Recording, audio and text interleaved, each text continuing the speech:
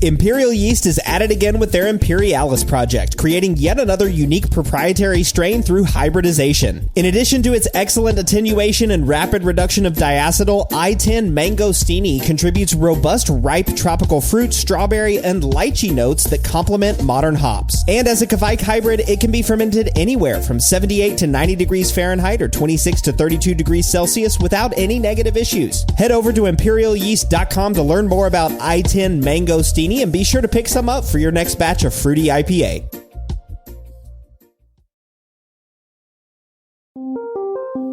Welcome to the Brew Lab. As technology rapidly advances and gene editing becomes a more widely accepted method of research and improvement, it's important to have discussion about what's possible, what's currently not possible but could be possible in the future, and what's total sci-fi fantasy at this point but maybe just might be on the far, far horizon. I'm your host, Cade, and today I'm back in the lab with my co-host, Jordan Folks, as we apply the science from last week's episode using gene editing to advance hop research. You know, we talked about gene editing to advance yeast development in the past, and why not hops? Why not barley? And so it's not really something I ever thought about, but at the end of the day, it kind of makes sense that it's the next logical conclusion for that kind of research. Yeah, I mean, there's just so much that this technology can be used for, right? I mean, we talked a lot about CRISPR and Cas9, you know, and what we can do with that kind of technology going forward. We like you mentioned, we've done a show on GMO yeast, and it seems like GMO yeast are pretty widespread now. I mean, most people at least have brewed with it or know somebody that have brewed with a GMO yeast, and it's not that hard to find. But GMO hops don't exist yet, so it's interesting. And there were several interesting takeaways from last week's episode with Dr. Chris Willig, like, for example, that gene editing can be used as much as a tool for understanding complicated genomes as it can for creating new organisms. That's kind of like the yeast thing, right? I mean, it can be used for understanding as much as it can be for new. And we talked about all kinds of things, like looking at disease resistance, xanthohumol production, alpha acid biosynthesis, and more. So I thought it'd be fun to talk about on this episode the qualities that are important to brewers, and maybe do another wish list about what we'd like to see in hops as brewers. That sound good, Jordan? Sounds good. Let's get into it. All right. If you're not already a patron of Brülosophy, please consider becoming one. We really appreciate the support we get from our patrons, and as a reward for your support, you get awesome rewards like access to unpublished contributor recipes, discounts at YakimaValleyHops.com, and an invite to a monthly live Q&A session. Becoming a patron is easy. There's no obligation. You can cancel at any time, but if you're out there listening to the show and the Brülosophy podcast and watching the Brülosophy show and reading the experiments, Short and Shoddy, Hop Chronicles, Brew It Yourself, and everything else that's available at Brülosophy.com, please show us your support by becoming a patron. All you have to do is visit patreon.com/Brülosophy for more information. Another great way to support us is by using the links at Brülosophy.com/support. It's that time of year again. We're starting to think about the holiday season purchases, and as you do that, start your shopping experience by using those links to our partners. They give us just a small kickback if you purchase something through them, and it doesn't change your shopping experience. Every little bit helps us, so please visit Brülosophy.com/support to see if any of your holiday shopping vendors are listed. This week's feedback is brought to you by the imaginative crew at Haas, who've developed a revolutionary way to dry hop using Spectrum, a flowable 100% hop-derived product that's fully dispersible in cold side applications for great flavor, efficiency, and less beer loss. No solids means less loss, and it's fully dispersible in cold beer, so there's no contact or residency time required like traditional dry hopping. Spectrum fully disperses immediately, so you don't need to wait 24 to 48 hours or worry about double dry hopping, and you don't have to have any special dry hopping equipment. It stores easily, it's easy to use, saving you precious time and getting instant aroma in each batch. It's currently available to commercial brewers in trial quantities of Citron Mosaic, so check it out by visiting johnihaas.com. That's John, the letter I, H-A-A-S. All right, listener David wrote in about the last Applying the Science episode on growing hops at home. He says, "Hey, Cade, I'm entirely an amateur in all this, but I recently got to learn some of the magic of the 45th parallel. My homebrew club had the pleasure of having Dr. Amanda McWhirt from the University of Arkansas come to give a talk about the hop growing program we have here in the state. One thing that really stuck with me from the talk was the difference in day length at the peak of summer. Here at the 36th parallel, we receive about an hour less sunlight sunlight on the summer solstice, despite us having a climate that is suitable, if not sometimes a bit hot, for hop growth. We struggle to get the plants as tall as you can up north. While Dr. McWhirt's focus isn't entirely in the brewing industry, I think she would be a fascinating guest to invite on the show to talk about the challenges of growing hops in other regions, along with what hop research are doing to look for options for growing hops in a hotter and drier world. Thanks for all you do. I really love the show. The Applying the Science series really helps me digest the dense information shared in every episode. What do you think, Jordan? That's a really interesting thing. I never thought about the length of the day. That being said, I recently went on a vacation to Alaska and went to a few breweries, and they had some hops growing outside one of them. And this was the end of August into the first week of September. And these things were pitiful little plants. And they get a ton of, sunlight there. We actually went to the Alaska State Fair, and they're famous for their giant gourds because they have such long days in the summer. They can grow the biggest, cabbages and pumpkins and stuff in the world. But I don't think they're growing a lot of hops up there. So is it that it's too cold, or is there multiple interactions going on here between length of the daylight, or is there too much of a good thing? What do you think? Yeah, maybe too much of a good thing, because I know that sunlight is necessary for growth, right? I think that's what spawns the hops to grow tall. It also helps them know when they need to flower and turn into cones.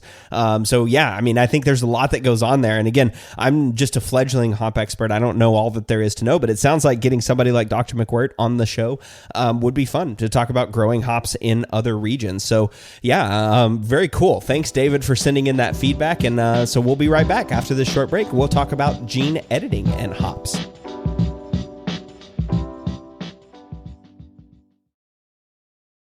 One of the biggest improvements to my brewing practices was the upgrade to stainless steel, and Delta Brewing Systems offers some of the lowest prices on high-quality stainless gear, like the Firm Tank, which holds 8 gallons or 30 liters of wort, comes with a domed lid to reduce the chances of a messy blow-off, and it can hold up to 4 psi of pressure. Delta Brewing Systems also has their own line of brew kettles, as well as one of the lowest-priced all-in-one electric brew systems out there, and their prices are remarkably affordable. If you're in the market for legit stainless gear that won't break the bank, you've got to check out deltabrewingsystems.com. We all know that designing recipes is really fun, and doing it well is so much easier with good software. We at Brülosophy recently made the switch to Brewfather, and honestly, y'all, we could not be happier. Brewfather utilizes the latest technology to bring you the most robust cloud-based recipe design software that can be accessed anywhere, on your phone, tablet, desktop, and even offline. It also works seamlessly with numerous third-party devices to make it easier to monitor every step of your brew. I know change can be difficult, but trust me when I say you need to go to brewfather.app today to try it out for yourself. That's brewfather.app.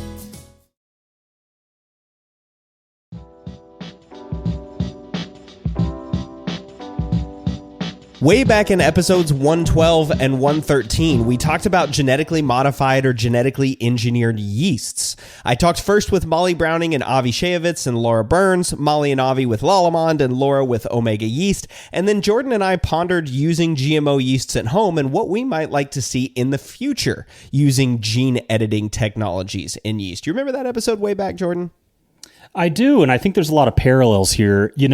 Hops are a pretty diverse product in the modern day and age, whether it be a noble variety versus a kind of modern fruit forward variety from New Zealand, or, a piney dank one from maybe the Pacific Northwest. There's so much variation there. And even within a given kind of family, like noble varieties, there's a lot of variation there too. Then we get lot to lot, state to state, year to year. It never ends. And so clearly there's probably some levers we could pull to kind of dial in what we want and maybe push away what we don't. Yeah. Push away what we don't might be a really interesting one for hops, right? Because you think about that, like you just mentioned, right? Lot to lot, field to field, year to year variation. A lot of that stuff is disease pressure. That's a big one, or access to water, irrigation. That can be a thing, or heat resistance, right? Those are sort of like the 3 big things that are going to impact hops and impact how they grow and impact, where they grow and all those sort of things. There's a whole bunch of other stuff that comes comes into it, but those are kind of the three big ones that we talk and think about. And those were things that Chris brought up, right, on the show, is like, hey, maybe these are ways, there are tools that we can use to fix these problems. And if you talk to growers, I mean, growers are going to tell you those three things. I think they're going to say like, hey, yeah, I mean, some hops have higher disease pressure, so we've got to use more fertilizers, or we have to use more pesticides or insecticides. Some hops don't grow very well. They don't have high yields. Maybe they're more susceptible to heat, all these things. And so there's a lot of opportunity out there, especially from the grower side, of things that they would like to see improved in hop the crop, right? I mean, I look back at this and think about things like corn and soy. They had the same things, right? And then they started genetically modifying seeds, knocking out genes that increased gene resistance, or adding things in that increased disease resistance. There we go. And now we've got robust soy and corn products. And at least here in the United States, 90-something% of all corn and soy that's grown in the United States is now GMO, because it did such a good job. I mean, I think that's pretty cool to think about. Right. Yeah. And I think that hops are an interesting one, right? Because they're not really cross-pollinating each other, right? So it seems like they could be a little bit more contained than some other ones, that there could be concerns around GMO taking over like all crops. Yeah, right. Yeah. I think so. That's for sure, right? I mean, most of the fields are female only, right? I mean, they don't want males out in the field, because you'll get cross-pollination. And yeah, then there's seeds in the hops, and seeds are a bad thing. We don't want seeds in the hops that are going to the brewers.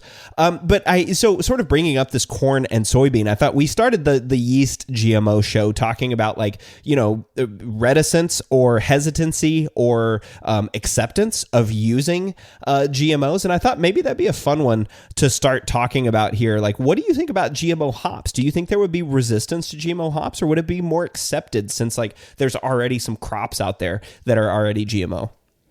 I think that from a society standpoint, it would hit less resistance than crops like tomatoes and stuff like that.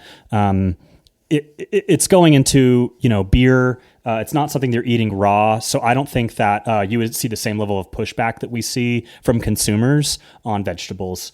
I think from a grower's perspective, I mean, I don't know any professional growers personally, but my hunch is that if this is improving profitability, yield, etc., they would be all for that. I don't think that brewers are I think the majority of brewers wouldn't care, and especially if the hops are better, they're all for that. Yeah. There's probably a market segment or a brewer market segment that wants to be all natural, and that's great too.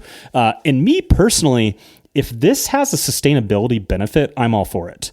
Like I said a second ago, these are female plants. They're not going to take over the world. The rhizome is kind of self-contained, and so I don't really see a risk. And if we can, use less pesticides, less fungicides, less water, more yield, etc., that seems like win-win-win.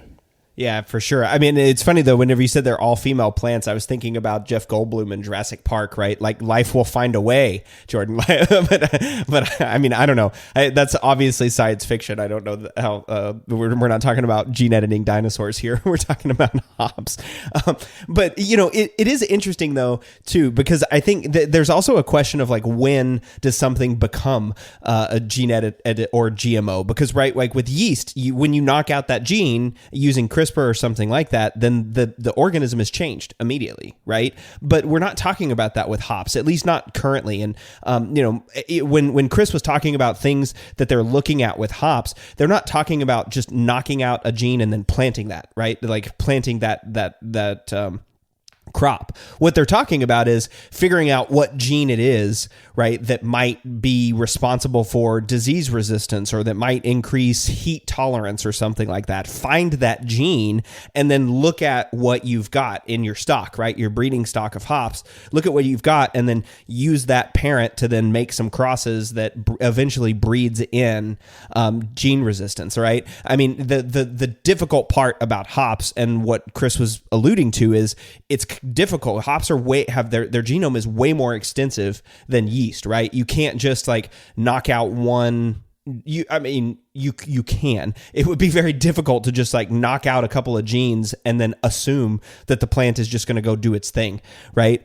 So at least right now, and this was one of my big takeaways from Chris's talk, is that right now this research about what's going on, what genes are important in hops, what increases disease resistance, what boosts thiol production, what helps alpha acid biosynthesis in the cell. If you can figure out and answer these questions, we have a whole crap load of hops out there that have been bred. I mean, I was talking to the USDA breeder, John Henning, a couple months back, and I was talking about when he makes a cross, they make thousands. It's like they make thousands of progeny. So like one cross of like a parent, two parent hops essentially makes thousands of progeny. And then they go through and sort through those and they start, screening them for different characteristics, and they'll whittle all of that down, over several iterations and several tests. That cross that makes thousands of progeny that will ultimately plant maybe 10 of those that might actually get planted, and to see even if it can grow, right? And then, those 10, maybe one makes it to actual commercial trials and gets released, maybe none, right? And so it's a huge undertaking, and you're kind of like, the way that John kind of described it to me, and he's much more eloquent at this, but it's kind of like it's just like dog breeding, right? You're taking two dogs that look different and then you're breeding them, and you just kind of see what happens, right? You have no idea. You might get 6 black dogs and 6 yellow dogs when you breed a black and a yellow dog, or you might get 7 mixed black and yellow spotted dogs. You have no idea, or you might get some combination of any of those things. You have really no idea until you go through. And so over the last 20 years or so, that's what John has been doing, and now Sean Townsend, also at Oregon State, has been doing, and Kayla Altendorf up in Washington.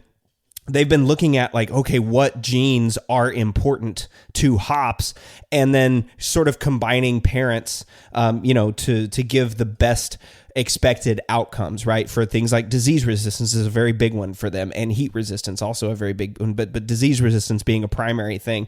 And so it's kind of interesting that they've already been essentially using or doing these techniques to breed out, or to breed disease resistance into hops. But now we might be able to speed that up.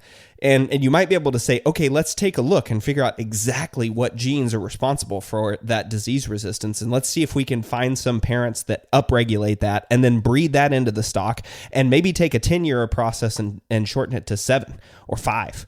That would be huge. Then you could, that's a big deal for breeding programs. You can actually start breeding in stuff. And that's just kind of what we're able to do today, which I think is really cool. But, anyway, I'm sort of like nerding out a little bit there on like what's available. But my whole point of bringing that up is that hops have a more complicated genome. So even as much as we want to, right, that we're not going to be able to like create a custom hop today as much as I would want to be able to do that. And also just this timing thing, right? Like the time that's required for making new varieties, that's going to be really difficult. So we are sort of limited on what we have and what we're able to do today. Oh, and there's one other thing while I just continue this ramble that I'm on, and it's really important. And I actually got an email about it. I'll throw it in some feedback next week. But CRISPR and Cas9 is patented.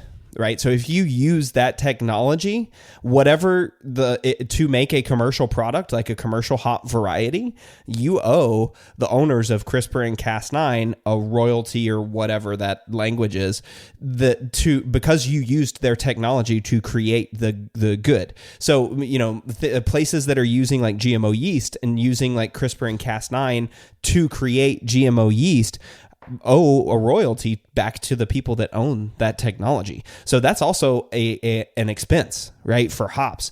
And a crop especially, right? You think about like hops are an expensive crop, but barley is not, right? So barley's like what, $1 a pound or something like that, or maybe even less. So how are you going to pay a royalty on something that's $1 a pound? That's just, you're going to get really expensive there.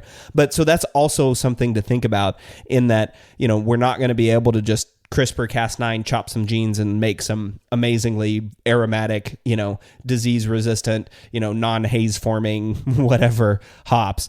So anyway, I ranted there for a little bit. Anything you want to add to that discussion, or should we move on to things that are hop characteristics that are important to brewers? Yeah, let's talk about that.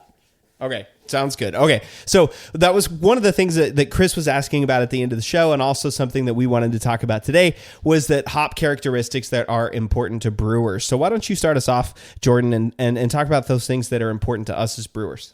It's funny to think how this has changed, right? Because historically, it was all about alpha. And hops that were, high on alpha, but were deemed to have too much flavor, were thrown out by the big brewers, right? And now we've come full circle, and we're really all about beautiful flavors and aromas. Obviously, there's some chemical compounds that ultimately create said flavors and aromas. But I think that that's ultimately what's really important to brewers right now is high quality and pungent flavors and aromas. Definitely in the IPA world, but we have hoppy lager now too. And so it's all about hops these days and craft brewing at the very least. And so those, I think, are some of the characteristics that people really want. And we can probably spend some time breaking down what those are specifically, but it's got to be high quality. Like one thing for me is that Galaxy has kind of taken a turn for the worst for the last few years. And I get like a really weird kind of dirt flavor when I have a beer that's uses Galaxy. It didn't used to taste like that. And so although we can, dial in all the thiols and survivables, et cetera, if it is making a product that tastes off, none of that matters. And so I think that high quality is really important these days. Yeah, that's an interesting one. Galaxy is sort of notorious for not storing very well, right? It's notorious for like going bad pretty quickly if the storage conditions aren't ideal. Another one too is Centennial, right? That one's one that's been the sort of pegged as not storing very well. So it's interesting to think about, like, yeah, some of these hops just may be going bad quickly. Well, I have a bag of Centennial in there I need to get going on. Right? Yeah. Okay, so the first thing I think is really the alpha acids. That's one thing that, like I said, was historically important and still is important. And, on the hot side, higher the alpha, the fewer you can use. And that's great for sustainability reasons and also just like yield and, minimizing vegetal matter in the kettle. But then on the back end in your whirlpool, a high alpha hop means you have to use less, or you're going to get bitterness in your beer. And so you have to mine your alphas in your whirlpool. And then we have the beta acids, not as talked about too much in the craft brewing world of the average brewer, but something to keep an eye on. And I think there might be some things to consider there as you start to get into aged hops. And then we have your ABCs, or auxiliary bittering compounds, kind of maybe a newer conversation, or at least more light's being shed on it. But ultimately, these are the kind of things that impart bitterness in your beer. And those do age out over time, and that's why we have the Hop Storage Index, or HSI. And so I think those are kind of like the very first characteristics that a brewer might look at when looking at hops. Totally, yeah, and I mean, I don't want to undersell, right? Like aroma is kind of king right now, right? I mean, that's I think that the top planted hops in the country are like Citra, Mosaic, Cascade, Simcoe, those high aroma varieties that are valued for their aroma. But lest we forget, Citra is a very bitter hop. I think it's something like 13%. Even Cascade is up at like 6 or 7%. I mean, and when we're talking about alpha acid production, I mean, historically, yes, that's where hops were at, right, for alpha acids. But we can breed alpha acids into hops, right? We can increase alpha acids by breeding, and that is a good thing, right? That's a useful thing for brewers. I mean, think about like what's your go-to bittering hop? Mine's Magnum, and the reason I use Magnum is because it's a noble-ish hop. It doesn't add a whole lot of hop flavor, but it's a high alpha hop, so I can use very little of it. I don't have a lot of loss, and I get a nice bitter beer. Well, that actually leads me into my next thing I want to talk about, which is cohumulone. So when picking a bittering hop, I want a low cohumulone hop. I know that's kind of a controversial thing, and some different opinions on whether it really matters or not, but I would rather play it safe and use a low cohumulone hop to mitigate the risk of a harsher bitterness. So I love Magnum for that. But I've kind of just been using a little bit of more flavor and aroma forward hops with low cohumulone because it's easier to just dip into my bag of like Simcoe or something like that instead of keeping this extra product around my brew house that is only serving one purpose. So kind of like I like to use Pilsner malt for both lagers and IPAs because, you can have one source that achieves two different, totally different products. So these days, I'm even like, I brewed an IPA today. I used a little bit of Citra Lupomax in a 8-gallon batch. A half ounce got me 20 IBUs. And so those Lupomax products are really great because the cohumulone is actually kind of low, 20% or so on the Citra one. And you only need a tiny amount because the Lupomax process makes it super high alpha. Yeah, that's really interesting. I didn't think about that. I've never used Lupomax, and I mean, I don't know about the benefit again of being a home brewer is that cost on that doesn't really matter too much to us, right? Of course, we're not super worried about like I said, using Simcoe or Citra. I think if you told some brewers that you're going to start, like commercial brewers that they need to start using Citra in their boil, they'd be like, oh my god, that's too expensive. Well, Simcoe's a pretty popular bittering hop in the IPA world due to its low cohumulone content. And they're I think that one pro brewer trick is that they use the prior year's crop. They cycle that to the bittering only.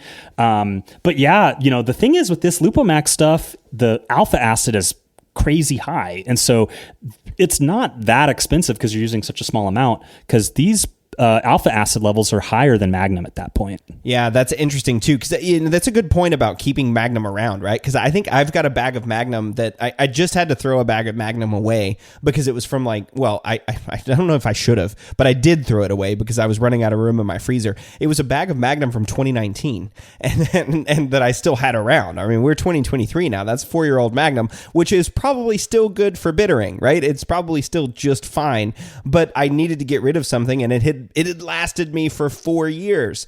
So that's a really, really good point. If you're going to buy things like Citra and Simcoe and you're going to use and cycle through those, throwing in a little bit as a bittering hop isn't a bad idea. Now, I'm curious, do you think you get any sort of flavor impact from that? Like throwing it in at that long boil edition, that 60 minutes from Simcoe?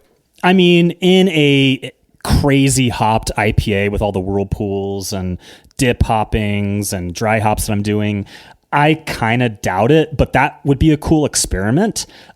Similarly, I've enjoyed using the Yakima Valley hop shots, and it's like a hop oil, and I think it's like a lot of CTZ and then some other stuff blended in. Super high alpha. It's kind of annoying to logistically to use, but they say it's a really clean bitterness. And so that's another experiment I'd kind of like to add to the list is these bittering additions, taking cohumulone out of the equation and just kind of focusing on more expensive varieties or, oils and stuff. Can you really taste the difference in an IPA when there's already so many other hops happening downstream?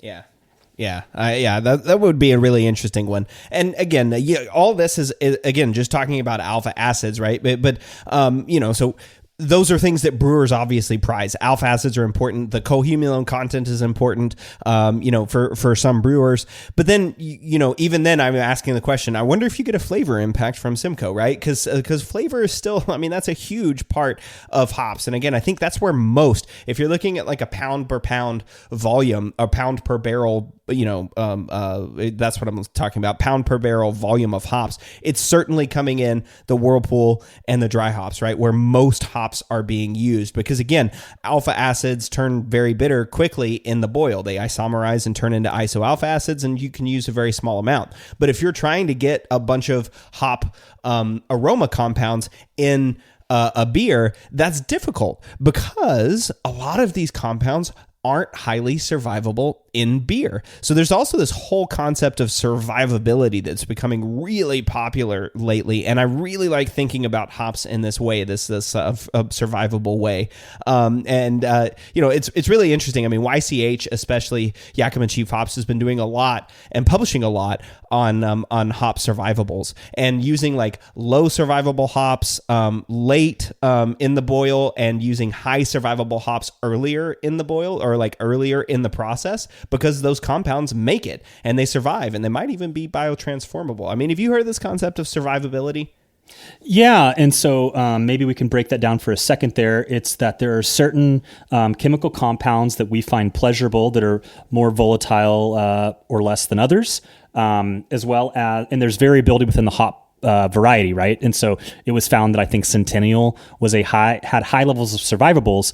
And correct me if I'm wrong, Cade, but that's things like lineal, geraniol. Forgive me for not knowing how to say those. Those are the types of compounds that it's talking about its ability to survive, right? Yeah. So there's a really interesting quote that Patrick Jensen at YCH says, and this is kind of stuck with me. And it's that terpene, E and E. So that's if you hear like myrcene, linolene, limonene, those sorts of limonene, those kinds of E and E. It ends in that. So if it ends in E and E, it doesn't make the scene. Terpenes don't make the scene. All right. And so that they're terpenes, they're hydrocarbons. And so they're not very survivable. So they don't make it into beer very well. They volatilize, they come out of solution. They don't make it in beer. So terpenes don't make it in the scene. Ols, OLs, so geraniol, linalool, those kinds of things, the end in OL. If it ends in OL, you get it all. All right. So it's all going into solution. And that's because, again, they're soluble in water. OL is alcohol, right? Alcohol is soluble in water. There's ethanol in water. So those are what we call terpene alcohols.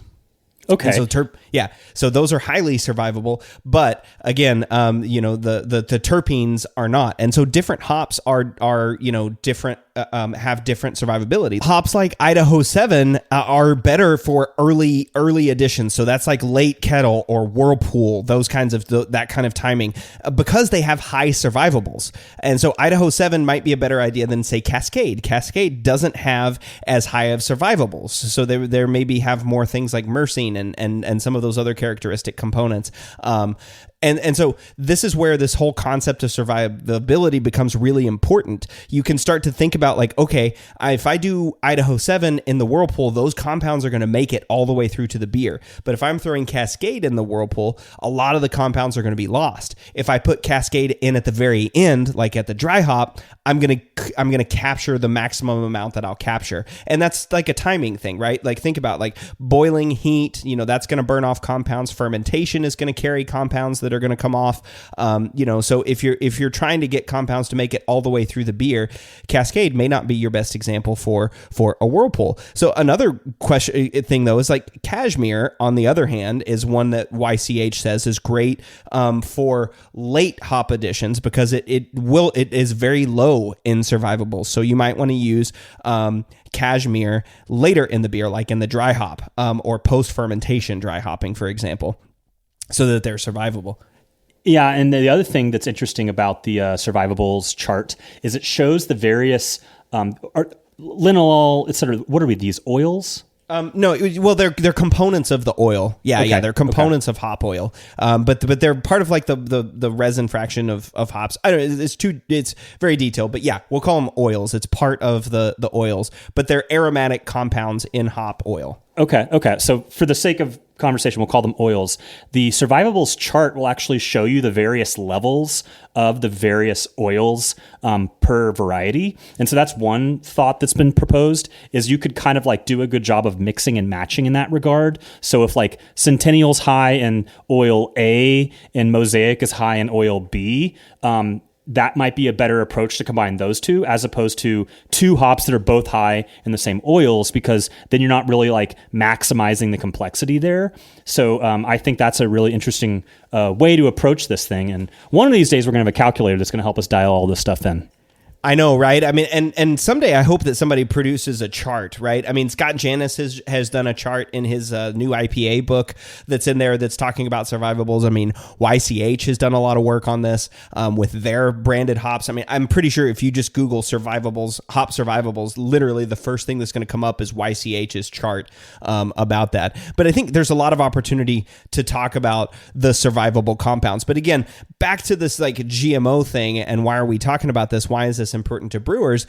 Because hops have different concentrations of these different compounds, right? And that's the reason why we have different varieties, is because all the different varieties have different concentrations of these compounds. So if you can change or alter these compounds, you change and alter the flavor of the hop and the aromatic characteristics. And, you know, some of these things, I mean, again, we know that some of the compounds, I'm not saying that we need to change the compounds themselves, but you can change concentrations and potentially change then the variety or change then the use of the hop, which I think is really cool to think about for the future. You know, I mean, and that's not even talking yet about thiols and what those are doing for hops, right?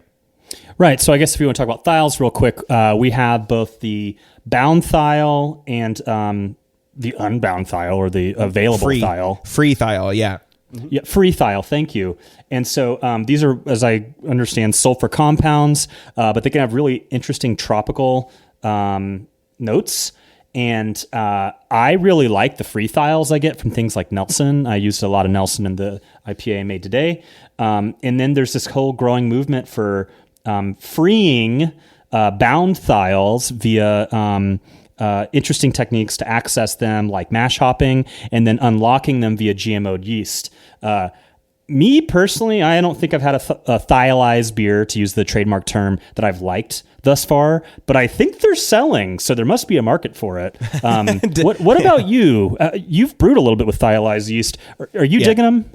Yeah, I definitely dig them. I definitely dig the thiolized yeast, but this is a whole thing, right? Laura Burns and I were talking about this at one point too. Balance is everything with that, right? With using techniques like mash hopping, brewing with a hop variety that's high in thiols, and then using a GMO yeast. If you're doing all three of those things, it's kind of like just punching people in the face with thiols, right? And that can be a good thing. But remember, thiols are sulfur compounds, and sulfur compounds have a very bad aroma in some cases. I mean, we're not talking about, increasing skunk character or things like that, but that's a thiol. 3-MBT is a thiol. Light struck character is a thiol, and rotten egg flavor is a sulfur thiol, right? I mean, so the vegetal flavors are thiols. Onion garlic is, I think, a sulfur compound. I don't know if it's exactly a thiol necessarily, but it's a sulfur compound. So some of these things are like, whoa. I mean, you start to hit people in the face, and there's a characteristic of too much thiols that I've come to know and define. And it's this overripe fruit character, but it's raw jackfruit. and that's a super specific thing that most people probably aren't going to have ever had. But if you have had raw jackfruit, you know exactly what that smell is. It's just this like slightly composty, very overripe, like old banana kind of flavor. And it hits you with like mango or guava and tropical. And then on the back end, it's like, compost and, overripe and ready to throw in the garbage fruit. And that's what too much thiols is for me. And so that is a problem with those thiolized yeasts. Like some people are using them inappropriately and just killing you, overwhelming with thiol character. Well, and didn't Laura say that they're finding that different people have different perceptive thresholds for thiols, because or maybe they perceive them differently, because I don't get guava, I don't get passion fruit, I get vinyl, I get plastic, and I've gotten this consistently across thiolized lagers, thiolized hazy IPAs, and including ones I've made. And so I wonder if it's kind of like that cilantro gene that just, for whatever reason, in my body it tastes weird. Maybe so. I have no idea. I mean, I that's an interesting question, and I'll ask Laura about that and see what she says. To see if maybe people perceive thiols differently. It certainly makes sense. I mean, people perceive all sorts of compounds differently. But okay, I think so. I think we've talked about a bunch of the things that are important to brewers: alpha acids, beta acids, bittering compounds, cohumulin, thiols, aroma compounds. We didn't talk about biotransformable compounds, but I think we should leave it there, and maybe we can talk about those after the break. So after this break, we're going to come back and talk about our gene-edited hop wish lists, and maybe discuss a couple of these other characteristics and how they might be gene-edited to increase their frequency.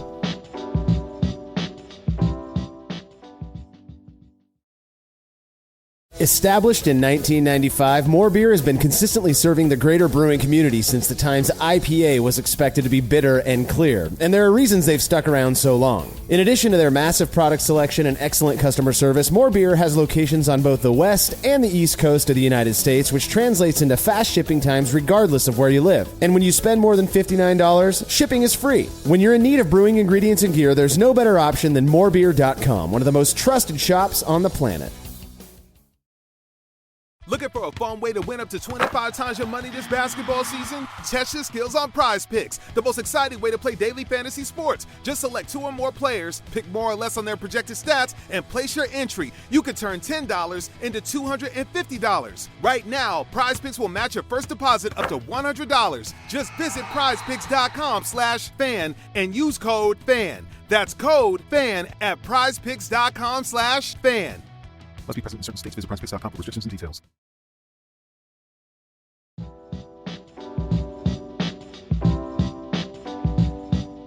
In the GMO yeast episode, I read this quote from Good Beer Hunting, and they said, "The year is 2030. Lagering is a thing of the past because diacetyl has been eradicated. Lambic takes 3 months, not 3 years to make. Most core beers are entirely unhopped, and kettle sours are now called conical sours. Breweries are releasing fresh New England IPAs every 3 days, and lines still go around the block." Jordan, they said unhopped. There's no hops here in this 2030 future picture. Well, that's not that far away, but I think that the idea there was that you could develop GMO, a yeast strain, to express hop-like characteristics. Now, right. I guess the thiolized yeast is about as close as we've come to that. I think maybe Scott and Mike at Sapwood and maybe messed around with like coriander as a substitute and finding there's like lineal or whatever in that, and that able to access hop-like characteristics via coriander in that case. Hopefully I'm remembering that correctly, but it seems, the future is here, and it definitely seems to be a possibility. But I don't know about you, but I still want hops in my beer. I still definitely want hops in my beer too, and of course, don't forget Berkeley yeast as well. They're terpenes. They've got those genetically edited yeast that increase terpene character too, and as well as get rid of diacetyl. And so yeah, there's definitely some yeast strains out there. But again, even when talking to those folks, right? When talking to Nick Harris or talking to Laura Burns or talking to any of the other groups that have gene edited yeast, they're not talking about getting rid of hops, right? They're talking about accentuating hop flavors. And again, this whole thing of balance is important. All right. And then, so again, I mentioned it earlier in the show, but I did want to mention here that I'm unaware of any current hop or hop product on the market that has actually been GMO'd or gene edited. I don't think they exist yet. So as far as I know, are you aware of any hop product that has been GMO'd or gene edited? You would know more than me.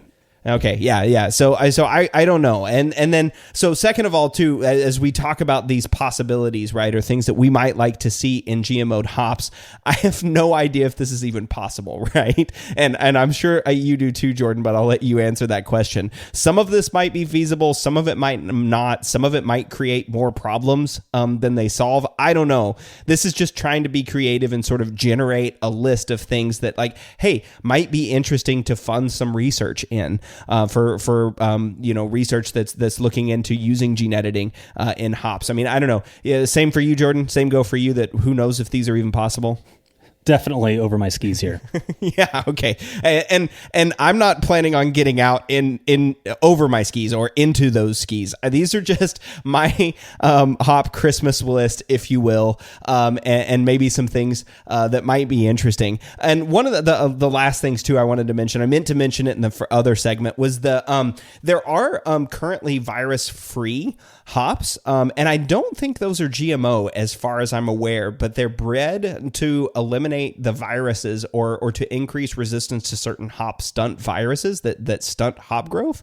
And those are pretty cool. So those are actually in the field now, in commercial field. I don't think those are GMO, but that's a great example of something that like would have been a really good idea to GMO or GE, right? Is increase viral resistance to hops. But really the thing that I want, if I have a Christmas list, it's I want custom hops. You know, I want to be able to craft my own hop and design what flavors and aromas I want. I want, like Chris Willig said his father-in-law had, I want my own hop. That sounds really complicated. Like, what would you request? Like, what levers are you wanting to pull or dial back? Yeah. Well, and this is where it sort of gets interesting. Like maybe it's not feasible currently, but I would want certain things, right? Like I might want actually a range. And especially if I was a big commercial brewer, it might be something that I would think about, right? Is using maybe a hop contract to have your own patented funded hop that is just yours and you're the only one that can grow it. Things like I might want a target alpha acid, a consistent alpha acid that's the same year over year, right? I might want specific hop aroma profiles. Like I might want high citrus in one. I might want high, like herbal tea character in one. And then I might want something like totally tropical fruity coconut kind of thing. And then just have like 3 different hops like that are my 3 hops that are always the same, that are GMO'd for me, and that I can use. And that I know every time these hops come to me, they're going to be the exact same. And I'm going to be able to use them exactly the same way. And my brand is going to be stable. And my beer is going to be stable because I don't have to change it. I don't have to substitute hops. I don't have to worry about variability. That would be pretty cool. Yeah. And you mentioned alpha acid there. One thing I've noticed is you don't see the aroma varieties being low alpha. They're not that they're 20%, but they're never 2 like Hallertau, et cetera, as of late. That'd be really cool to see is low alpha, high aroma hops. So we could, really be cramming into the whirlpool without the additional bitterness. Yeah, that's a great example, right? As like something that, what if you could totally remove the alpha acids? I mean, I don't know if that's possible, but, totally get rid of any bitterness component for those. And then you just have straight aroma varieties that have no bitterness. Right. Yeah, what are some other things you want to see? Yeah, like another one too is there's some more maybe like nuanced hop flavors. So this one might be a little bit more practical. You remember with thiols, I was talking about that overripe and sort of composty flavor? Yeah. What if you could figure out what that was, that overripe composty flavor, and then get rid of it? And then and just have the thiol, the like actual thiol that you want, like the citrus thiol or the 3SH or 3SHA, that are those fruity like sort of tropical guava, mango, passion fruit flavors. Or what if, for you, Jordan, what if there's just one compound that's causing that gross plasticky vinyl flavor in thiols, and you could eliminate that and then add a whole new group of consumers that like thiols? Yeah, I would love to actually enjoy this stuff. And another interesting one is some of this stuff is kind of related to like pick time, right? And so what if there was a way to dial it in so that no matter when you picked, within a reasonable window, you wouldn't pick them like the day that the first, shoot comes up, but that no matter when you pick them, you don't get onion or garlic. Oh, yeah. Yeah. No onion, garlic, none of those flavors. I mean, that's also an interesting one too. I don't know if this is possible, but could you breed in like some sort of like, I don't know what the term is, but breed in like delay picking window or delay or like a specific picking window? Could you like GMO or GE like a gene that causes the hop to stay on the vine a little bit longer, right? But still have all those like wonderful aromatic characteristics that you're wanting, right? So like it gives maybe expanding the hop window, the picking window from like 5 weeks to like 7 weeks or 8 weeks or 9 weeks or who knows? I mean, maybe you can extend it earlier into the summer and not as late into, October. Because I know, especially here in Oregon, October is whenever the rains start. Not as bad as November, but if you're getting rainy hops, that can really mess things up. Mold and mildews and all that kind of stuff can really start to kick in there. But maybe you have some controlled windows. But that's another grower one. Back to this nuanced flavor thing, though. I love that, like, no onion garlic, right? What about like vegetal flavors or grassy flavors that we sometimes get by using too many hops in the whirlpool? What about that, like, hop burn characteristic? What's that? And what could we eliminate that for beers that have just a crap load in the hops or in the dry hop? Yes, please. That's a huge one. If we could knock that out. I have a homebrew buddy that hates diesel and hops. Yeah, me and too. As soon as he tastes it, he dumps it out. I like a little diesel. I will say, I've been messing around with Rowaka. Woo! That is a can of diesel. And I find on that one, I don't really want to go above 20% or so of the hop bill, because too much diesel, it's just kind of a turnoff for me. But I like a little bit in the background there. But I could see how that could be a turnoff for someone. But, another option, Cade, we haven't really talked about here is just don't use hops that have these characteristics. But maybe there's something in Rowaka that you really like, that it's unique to that, but you don't like the diesel and you want to turn that down, but amplify what you like. I don't know. Right. I mean, that's a great point. I mean, if Jeff Daly's listening to this episode, he's probably screaming, "That's why we made Incognito. That's why we make Spectrum," right? Like, we don't need to GMO the hops whenever we have all these other characteristics. And that totally might be the case again, right? Like, it may be totally cost prohibitive to think about like breeding flavors into hops, or like all this sort of nuanced change, right? And we're a long way away from being able to do that with gene editing technology. But maybe it's easy, right? Like, maybe it is just one or two compounds that you could knock out that don't really play a huge role for the plant and any other aspect of its metabolism, that you could knock out and then get rid of, like you said, that diesel character or the dank character or the overripe or the vinyl thing that's causing thiols. Maybe it is just one or two things that we could really get rid of and then very much improve the flavor of that hop. I mean, that'd be kind of cool, right? Like those nuanced flavor issues. Yeah, and thinking of other negative flavor attributes, it'd be great if we could ramp down cohumulone. Maybe I don't see a reason why any hop would need that, other than I guess the people that claim that Chinook is actually a good bittering hop because of the high cohumulone, so they can keep that. What are some other negative aspects? Well, we talked about Galaxy and Centennial not storing well. What if we could ramp up the HSI or whatever direction in that spectrum that represents a better storage quality? Yeah. Well, and that's a whole sort of question, right? Like storage quality itself, because Galaxy, so HSI may not even be a good metric for hop aroma, right? Like hop aroma might actually increase or get better over time when HSI pretty much just goes down. And all HSI is a ratio of isoalpha acids to oxidized isoalpha acids. That's it. And so it's just it's essentially like what's the ratio there? And as HSI creeps up, it goes up.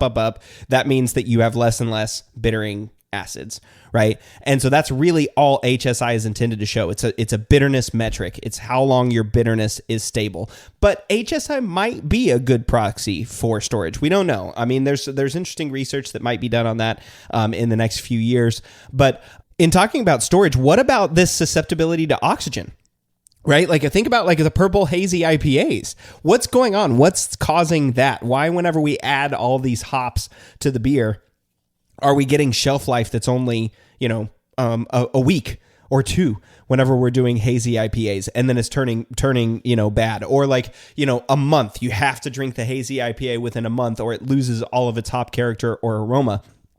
Is that because, bad dry hopping practices and people are just getting a lot of oxygen in there? Or is there something that's going with the hops that's like increasing free radicals or increasing staling reactions or Strecker aldehydes or any of these other things, that might be causing susceptibility to oxygen, right? That would be kind of cool if we could make if we could make hoppy beers that last more than a month or two and still taste great.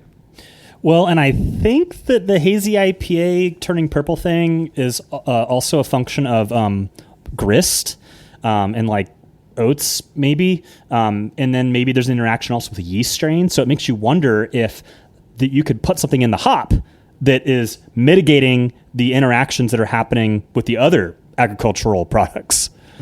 Yeah, true. Yeah, could you put something in? I mean, that's another great one, too, I was thinking about in preparing for this show. I was remembering back to one of the early episodes of the show where we talked about using hop extracts in your beer lines as increased antimicrobial protection. So they were putting hop extracts in lines. Cameron Selna was doing that, putting hop extracts in beer lines, and microbes weren't growing as high because hops have antimicrobial capacity. So what if you increase that antimicrobial capacity and you were able to put hop extracts, as line protectants or have better protection against like beer spoilage bacteria? What if also you were able to synthesize whatever that product is from hops and then use hops to produce that and then have that sold as like a line cleaner or like a line sterilizer or a line stabilizer? So we're not using the hop itself and turning it into an extract where we're just taking that compound. Like Chris talked about xanthohumol, which is like a health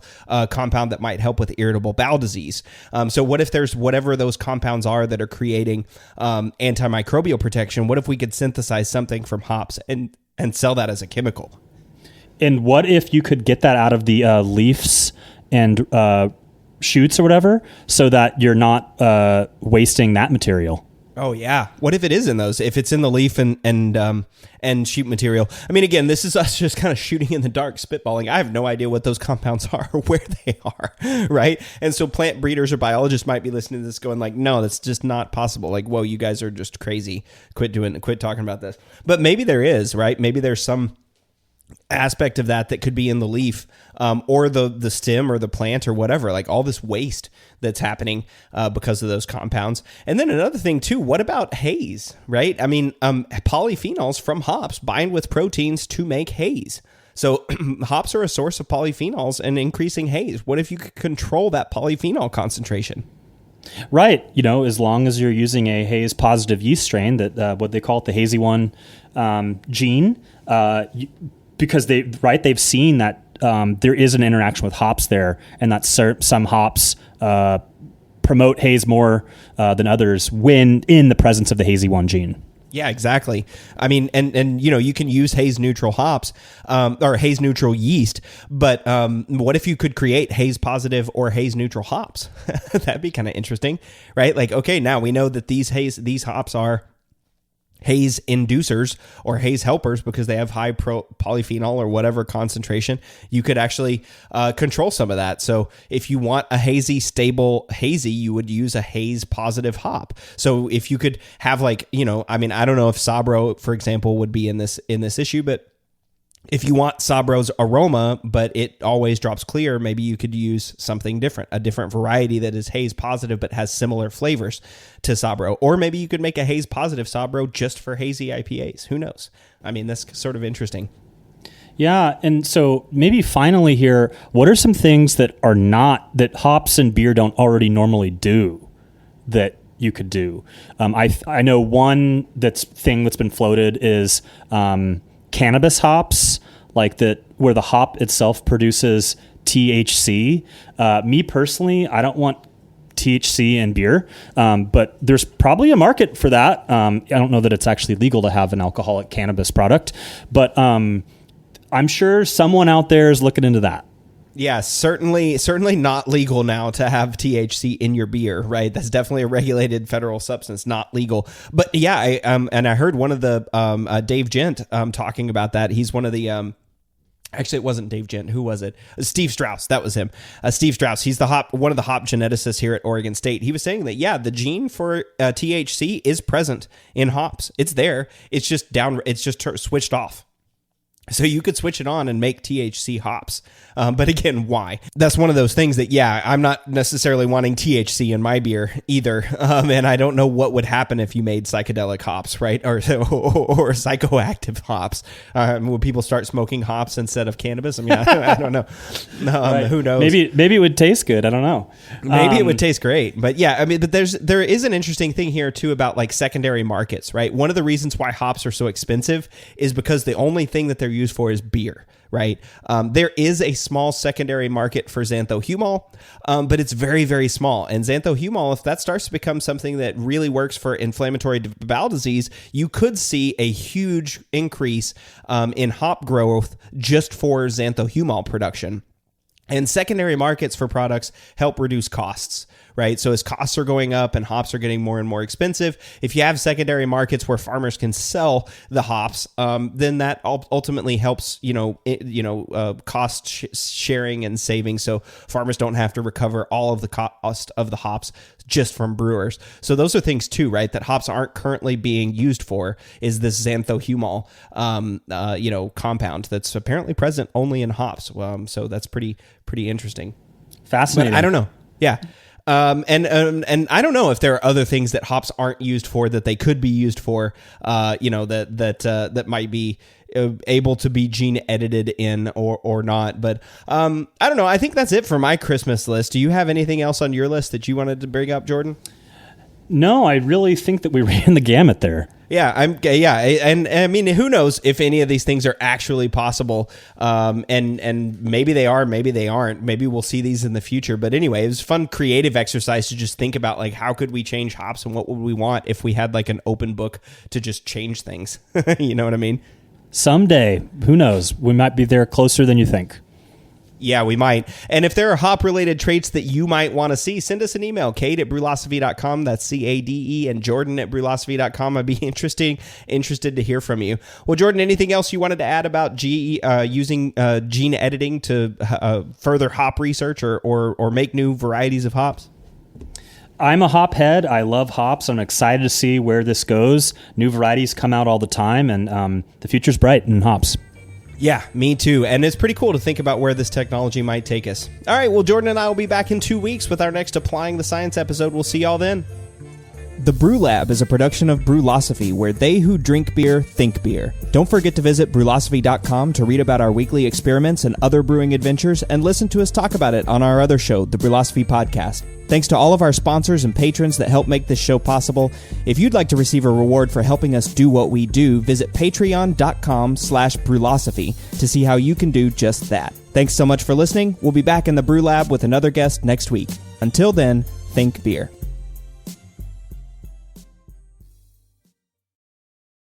Looking for a fun way to win up to 25 times your money this basketball season? Test your skills on Prize Picks, the most exciting way to play daily fantasy sports. Just select 2 or more players, pick more or less on their projected stats, and place your entry. You could turn $10 into $250. Right now, Prize Picks will match your first deposit up to $100. Just visit prizepicks.com/fan and use code FAN. That's code FAN at prizepicks.com/fan. Must be present in certain states. Visit prizepicks.com for restrictions and details.